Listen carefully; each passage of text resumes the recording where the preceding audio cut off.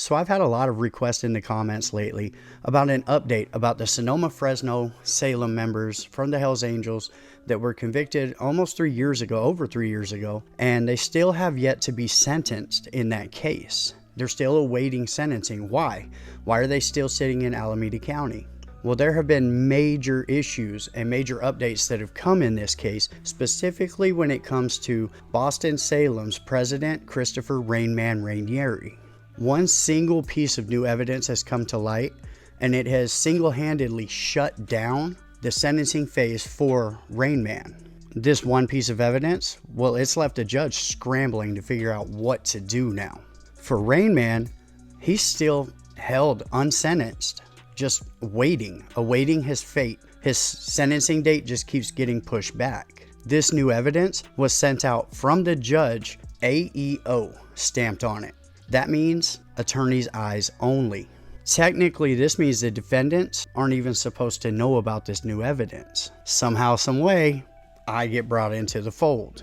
And I have to tell you, the new evidence that has been presented to this judge, it shows that Christopher Rainman Ranieri was knowingly, maliciously prosecuted for a crime he didn't even commit.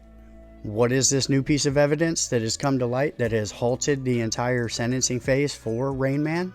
I have all that and much more. This is who I was, but it's definitely not who I am. Welcome to Vegas Profile Stories. Let's get it. So you ready? I'm here. Anyway, This is it. this is it. So we talked about a lot of stuff. Yeah, what's going on, dog? What's up, brother? VA. Last time we were talking, we started to talk about Rob from Ventura. And other places amongst the world. Betty! And I ain't never been no coward or needed people to fight my battles. What his stepdad does. He comes out, a cup of coffee, when you're just all out. You can't hear nothing. Put your waiter away!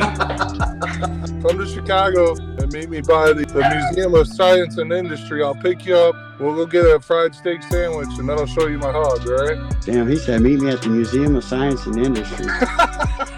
What the fuck? Damn, that's the best call out I've ever heard.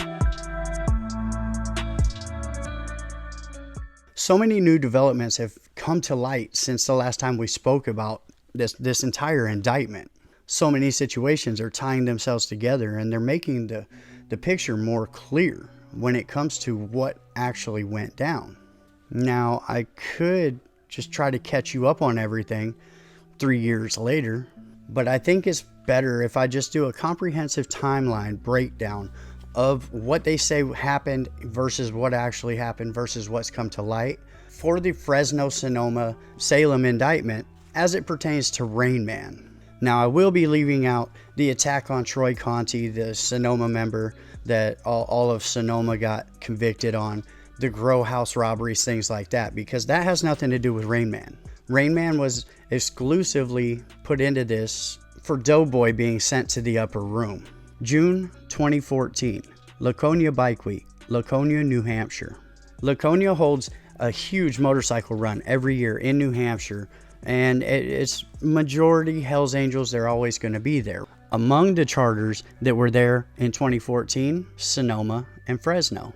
Sonoma Sergeant at Arms Joel Doughboy Silva is there partying it up in the Laconia and at Laconia's clubhouse with his close brother from Richmond, Joseph Jojo Hardesty. Now, the pair, they have been partying it up. They're staying at Laconia's clubhouse, and they've been up for a couple of days.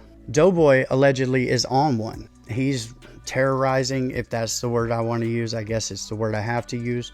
He's terrorizing the prospects from Laconia, talking all kinds of mess, East Coast versus West Coast thing, East Coast can't hang, that type of deal. Now, Sonoma's Sergeant at Arms, Doughboy, he had just, I guess, allegedly put it on a much loved older member from the Bay Area. Doughboy put it to this guy pretty good, I guess. Not only did he put it to him bad, he took his chain. That chain came from Boston Salem. So Doughboy's getting real greasy with the Laconia prospects. In steps one of Boston Salem Charter's most respected members, most loved members, Sweeney. He's tired of hearing it. It's got to stop. Sweeney and Doughboy, well, their discussion, it breaks down when Sweeney takes the chain back from Doughboy and hands it over to JoJo Hardesty from the Richmond charter. Everything ends with Doughboy telling Sweeney he's going to send him to the upper room. Now, in this club, that's a no-no. Add the fact that Sweeney is Rainman, the president of the Salem charter's top dog, best friend, Ace Deuce. Doughboy puts himself in a bad position. Now, to seal his fate, Doughboy attempts to get Robbie Huff, a member of the Fresno charter, and JoJo Hardesty, a member of the Richmond charter, to help him take Sweeney out. This means that everything went from spoken word to actually trying to take action to send Sweeney to the upper room. Now, it's not long before word reaches President of Fresno, Brian Wendt's ears. He's also the sergeant at arms for the West Coast at the time. Not only that, Brian Wendt is really close with Christopher Rainman Ranieri, the president from the Salem charter, where Sweeney is also a member. Needless to say, Brian Wendt, he gets hotter than Mississippi hooker snatch on the July 30th when he hears that this goes down. That's when Brian Wendt allegedly tells JoJo from Richmond, either you're with us or you're with Doughboy, but you need to choose now. Now, JoJo, he knows better. He knows better than to tie his boat to a loose boulder. It's going to sink. So he has to cut Doughboy loose. He tells Brian Wendt, I'm with you guys.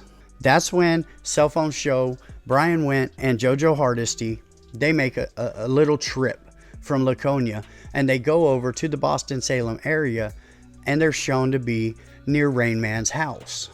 Now, when they arrive, according to JoJo, he stays out in the living room, and Brian Wendt goes in with Rainman into a private office, and they discuss allegedly what happened earlier. When Brian Wendt comes out, allegedly he tells JoJo, Doughboy's gotta go. Now, following the cell phones, the GPS, that's when Brian Wendt and JoJo Hardesty go to the airport in the Boston-Salem area, jump on an airplane, fly back to California. Now, the next day, cell phone GPS records show Brian Wendt, the Fresno president, Robbie Huff, a member of Fresno, the president of Sonoma, Jonathan John Nelson, they all show up at the house in Antioch, California that Joseph JoJo Hardesty has been staying at. That house belonged to longtime Richmond member Art Carassis. Allegedly, this is when the four men come together and they say, Doughboy is too volatile. Not only has Doughboy been beating up too many members, causing too much drama, now he has tried to put together a plot to send Sweeney from the Salem charter to the upper room. This is when the four men allegedly hatch a plan. Everything is allegedly left to John. Obviously, he's the Sonoma president. This is the Sonoma sergeant at arms that's causing all of this issue. Allegedly, now it's on John Nelson. He's going to have to take care of Doughboy. This is when, allegedly, John Nelson tells JoJo from Richmond he's going to be the one to do it. Allegedly, it's going to go down at the Fresno clubhouse. The reason is because Fresno, they have action. Just 10 minutes away, there's a funeral home. This funeral home has an incinerator. So the plan's on. The day closes near. This is when JoJo from Richmond allegedly catches, cold feet, second thoughts. JoJo, he ends up dropping out as the hitter. Allegedly, this is when John Nelson, the Sonoma president, he decides he's going to push forward. We're going to get this done. And the only way that he can see getting Doughboy to go to the Fresno clubhouse is if he goes with Rusty Ott, one of the older members from the Sonoma charter. This man is a founding member of the charter and a 15-year president of this charter. Now, Rusty's a beast in his day. Now, he's older, much older. He's like calm and chill. But back in his day, from what I understand, Rusty wasn't no joke. That dude was lit. So this is when John allegedly tells Doughboy, hey, you gotta go to Fresno. Brian Wendt's calling for you. He wants to play Rock'em Sock'em Robots with you.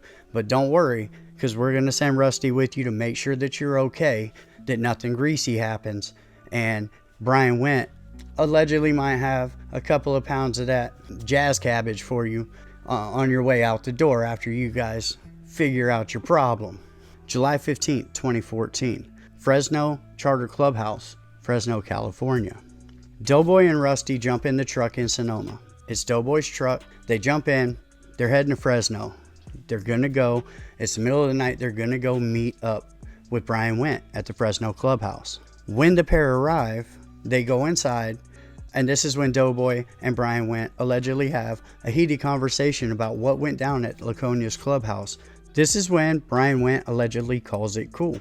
All right, it's a non-issue. It's squashed. This is when Brian Wendt allegedly also tells Doughboy that the sticky icky that he had for him is in the cubby over by the stage. This is when Doughboy allegedly crouches down, opens up the cubby to get his Bud Bundy out of there, and Brian Wendt walks in behind him, puts the mouse tool to the back of his head, and sends him to the upper room. July 16th, 2014. Fresno Charter Clubhouse, Fresno, California. The next morning, Fresno Sergeant at Arms Merl Heferman shows up to the clubhouse. When Merl walks in, he sees what has taken place the night before. Not long after that, Merl's stepson JJ and Fresno member Robbie Huff show up to the clubhouse also. Merl, JJ, and Robbie allegedly then roll Doughboy up into plastic and put him in the back of the trunk. This is when Merl Heferman makes a phone call. That phone call is to Levi Phipps, the manager of a local funeral home. Merl allegedly tells Levi, "Hey, you better be at work. I'm on my way right now." Next thing Levi knows, two men show up, pull out the mouse tools, point them in his face. The men allegedly tell Levi, "You're going to open this incinerator up. We're going to load what's in the car up into this, and you're going to keep your mouth shut about it." This is when Levi obviously has no other choice. He opens the incinerator that's already in use and helps the men load what's in the car. Levi makes sure that he gets a good look at the men's faces that are holding these mouse tools to him. Now here's a little known fact. In the United States, incinerators are highly regulated and checked on with sophisticated software. That sophisticated software will tell you if an incinerator's been opened during the middle of an incineration, if more mass has been added, heat fluctuation, things like that. Every incinerator is highly controlled this way. On this day, on this time, the incinerator shows that it is not only open, there's a massive heat fluctuation and a massive weight added to the incinerator during the middle of this incineration. The more you know. So they get the job done, and Joel Doughboy Silva is gone forever. This is when Robbie Huff, the member of Fresno, he actually takes Doughboy's truck out to the middle of nowhere, sets it ablaze. Let's go ahead and get rid of that too.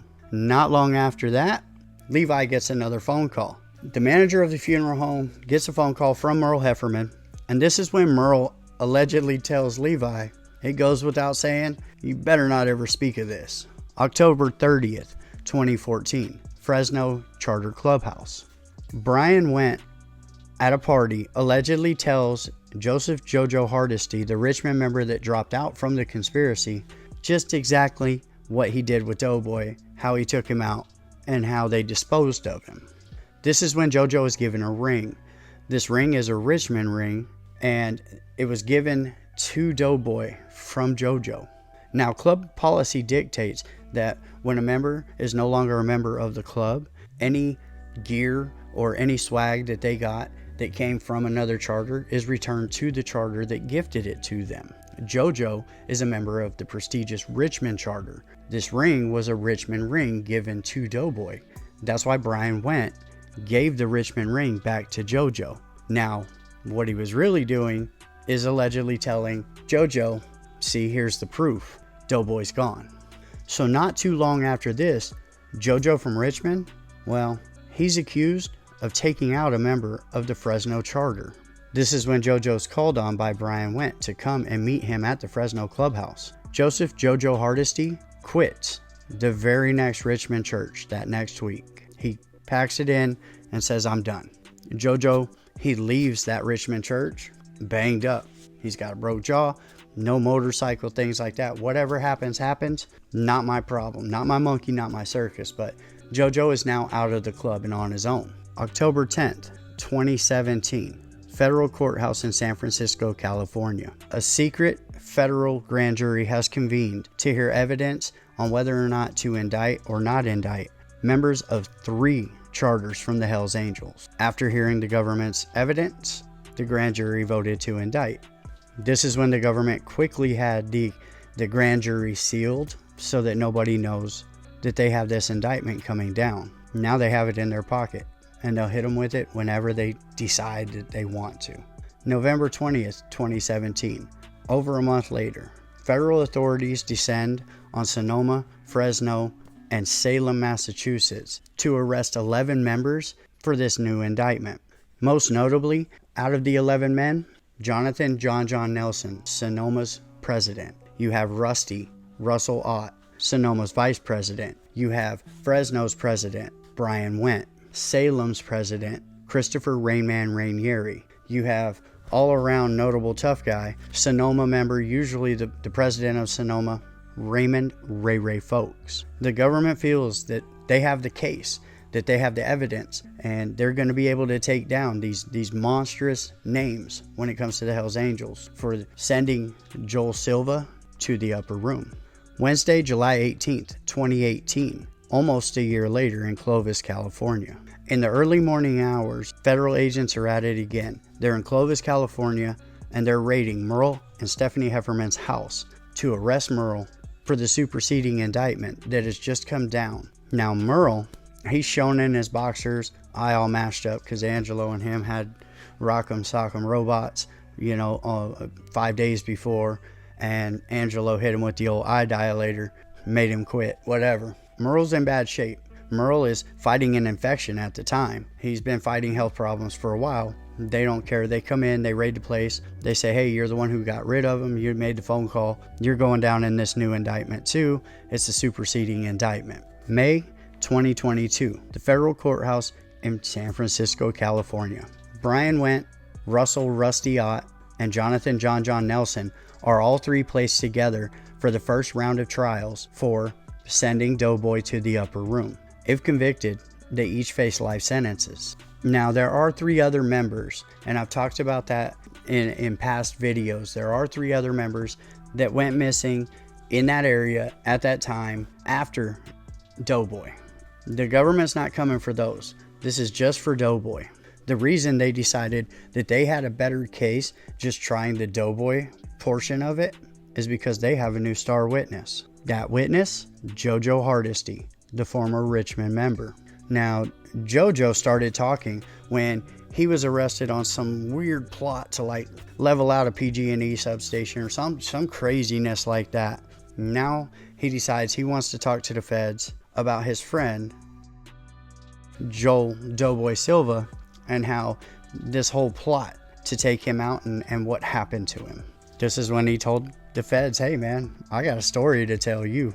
Now, JoJo's original story to the feds, it involves everybody who was charged except for Christopher Rainman Ranieri. JoJo never speaks about it being Christopher Ranieri. A couple of times over the almost 5 years it took them to take this to trial, JoJo's testimony, it changed and it evolved. And then Rainman, he's brought into it somehow. Somehow now JoJo's saying Rainman's the one who set this up and said to do it. Even in his testimony, JoJo admits he never heard Rainman talking about it. JoJo admits Rainman never called anybody that he heard and said, yeah, we're doing this. Nobody can say they heard Rainman plot to take Doughboy out. Nobody can say that they heard Rainman ever speak about this. It didn't matter because with enough molding, with enough pressure, with enough pushing, JoJo's story evolved into including Rainman in this indictment. So JoJo takes the stand against John and Brian Wendt and Rusty. So does Levi Phipps, the manager from the funeral home. June 2022, Federal Courthouse, San Francisco, California. After a very lengthy trial, Jonathan John Nelson, Russell Rusty Ott, and Brian Wendt are all 3 found guilty for sending Doughboy to the upper room. April 2023, Federal Courthouse, San Francisco, California. JoJo Hardesty, he's at it again. This time, he's testifying in the second version of the same trial, with the new defendants being Raymond Ray Foakes, Christopher Rainman Ranieri, and Bucky Burke. Now JoJo, he's caught in this trial in a couple of sticky situations. They ask him how he got his filthy few patch. He pleads the fifth. He admits that he has been a co-conspirator to multiple conspiracies to send people to the upper room over his years with the club. He also admits to being an addict, a massive addict, and consuming huge amounts of Crystal Light tea. JoJo Hardisty's testimony is literally the only evidence against Rainman. Nobody else has any evidence against Rainman, says that they've heard him, any of that. This is the only thing that has Rainman sitting where he's sitting right now, is the testimony of an admitted liar, co-conspirator, who took a deal and started talking to the feds, changed his version of what happened so many times, and finally landed on adding Rainman to it. May 2023, San Francisco, California, at the federal courthouse. The jury's back. Now they convict Raymond Ray Foakes, and somehow they convict Christopher Rainman Ranieri. And now they're looking at life sentences. Their Cody, Bucky Burke, he's actually found not guilty. He's the only person found not guilty in this entire indictment. He's the only person that the jury put blinders. They said, oh, this is clear that he had nothing to do with it. But somehow they get the conviction on JoJo's testimony of Rainman. Now, Ray Foakes is looking at 60 years, and Rainman is looking at life. July 2023, Clovis, California, the Heferman household. Merl Heferman, he's set on this date. He's going to be taking a plea deal, and he's going to be sentenced to prison for his role in the Doughboy incident.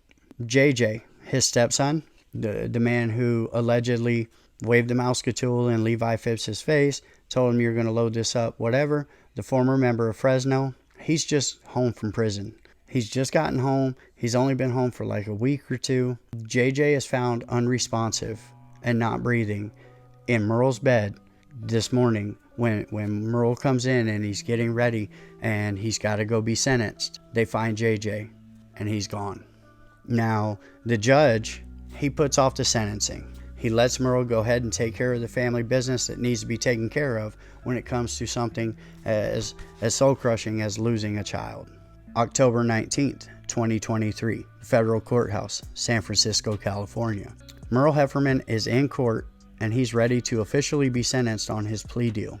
The sentencing guidelines in the federal system for the charge that Merl is pleading guilty to, which is obstruction of justice for disposing of Doughboy, is 71 to 87 months. Judge Chen, the judge in this case, he takes everything into consideration. Merle's horrible upbringing. Merle, as a 2-month-old, being heaved out of a second-story window. Growing up in horrible conditions in a homeless shelter, basically. Not even in foster care. We're talking a homeless shelter. Can you imagine the grime from that? And the charitable donations for over 2 decades of Merle giving thousands of bikes away every year for his Christmas run to underprivileged kids, and Merle being there for his community. Judge takes all of this into consideration. That's when the judge asked Merle a question. Judge Chen asked Merle, you're in your 50s? And Merle says, yes, sir. And that's when the judge says, you not only do not have any criminal history whatsoever, you've never been arrested, you're 50 years old, and you have never even gotten a ticket, basically. Like, you've been exemplary for 50 years. And Merle says, yes, sir.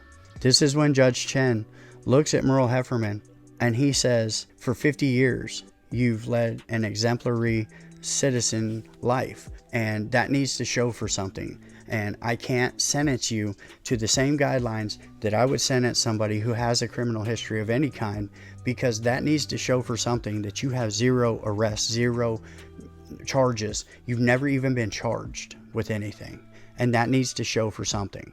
Instead of going with the guidelines of 71 to 87 months, which is exactly what the prosecution was asking for, the judge looks at Merl Heferman and says 48 months. He cuts it basically in half, almost in half, and says this is the reward for you never having a criminal history in over 50 years. Not only that, Judge Chen allowed Merl Heferman to stay out for medical issues. Basically, it does no good to put him in prison where he won't get the medical care that he needs, and he will be more of a burden on the state or on the federal, taxpayers to take care of him.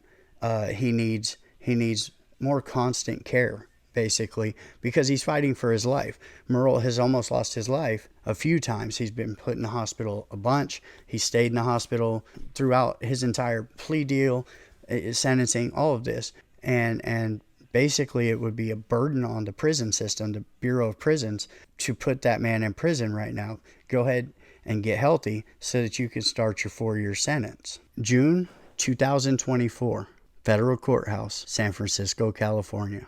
Brian Wendt, the former president of the Fresno Charter, Jonathan John Nelson, the former president of the Sonoma Charter, and Russell Rusty Ott, the former vice president of the Sonoma Charter, are there for sentencing. The judge, he doesn't hold back. He gives all 3 men life sentences without the possibility of parole. Fast forward to the present day. New evidence has come forth for Christopher Rainman Ranieri. Raymond Foakes, Ray, and Rainman are in Alameda. They still haven't been sentenced 3 years after being convicted. Sentencing continues to be put off because new evidence has come to light. Joseph Jojo Hardesty, the former Richmond member who testified that everybody was involved, even him, sends a text message to his FBI handler. In that message, Jojo Hardesty tells his handler, "You haven't done shit you said you were going to do for me, and you even know that I lied about Rainman to convict him." What? This text found its way to the judge. That's when Judge Chen sent it out, attorney's eyes only. So the attorneys are the only ones who are supposed to know about this, and has continually put off the men's sentencing while he figures out what the hell he's going to do with them. Because by all means, Rainman should be free to fight the trial again. Raymond Ray Foakes, he was convicted on the Troy County issue and tattooing his face and all that. Ray's in there on some other shit, so he's not going to get it. He might get a new trial. I don't know what's going to happen with Ray, but I guarantee you, this judge has to give Rainman a new trial. He has to. There's no way that he just got evidence that the star witness, the sole convicting witness in the case against Rainman, has just perjured himself in a text message and shown that he lied for the feds, and they knowingly did it. For Judge Chen, we're all watching what you're going to do. We're all watching, and now it's out there. Now everybody's going to know about it, and I don't care what you have to say about it. Put me in jail for the duration of, I don't give a shit. I'm the media. I'm going to report on what I've heard and what I know to be true. And what I know to be true is Jojo Hardesty perjured himself and proved it in a text message to a federal authority. And Jojo Hardesty is the sole evidence, the sole witness against Christopher Rainman Ranieri. Without Jojo Hardesty, Christopher Rainman Ranieri would never have even been indicted, much less convicted. And he has shown that he lied for the feds, for federal agents and federal prosecutors. Now do something about that. That's where I'm at, because this is wrong. Are you a good judge or are you a bad judge? So far, you've shown yourself to be a pretty decent judge.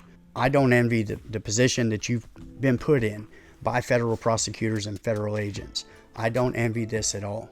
As a federal judge, this is your worst nightmare, but it's here. And now it's out in the open. And now everybody's going to know. It's a hot mess. Rainman and Ray's lawyers have been putting on a show as of the last 3 years. Now this judge is sitting here going, damn, the prosecutors cooked me, and they knew. They need to be censured. They need to never, ever be able to prosecute another case because they knowingly convicted an innocent man, and they did it on your watch. 48-year-old president of Fresno Charter, Brian Wendt, is currently serving his life sentence at USP Atwater. 48-year-old Sonoma President John Nelson is currently serving his life sentence at USP Victorville. 72-year-old Vice President of Sonoma Russell Rusty Ott is serving his life sentence at USP Victorville. 56-year-old Merl Heferman, the Sergeant at Arms of Fresno, former president, former vice president, all of that, he still has not started his sentence due to health issues. Fresno member Robbie Huff, who disposed of Doughboy's truck and Doughboy, well, 8 months later he met the same fate. Levi Phipps says Merl Heferman brought in another plastic roll to be added to the incinerator, and when he took a look at the face, he recognized him. It was Robbie Huff, the man who 8 months earlier had been there with Doughboy. 62-year-old Rainman Ray Foakes, the all-around Viking for the Hells Angels Sonoma Charter, usually the president, he's still awaiting sentencing. 57-year-old Christopher Rainman Ranieri, the Boston Salem Charter president, well, he's there with Ray, still awaiting the judge's orders on what's going to happen in this case, especially when it comes to him. Both men are in limbo, both men unsentenced, and they're just waiting for Judge Chen to make probably one of the hardest decisions of his life, his judge life for sure. Judge Chen, you need to make your decision, because these men have awaited sentencing for 3 years, and proof has come out that one of them is more than likely innocent, and something needs to be done about that. There's no justice in allowing this to move forward and making him fight through appeals when you know JoJo has proven himself to be a liar and a perjurer. We're going to see how this goes. Thank you for coming to Vegas Profile Stories. I appreciate each and every one of you. I hope you guys have an amazing day, and I'll see you next time. The more you fuck around, the more you're going to find out.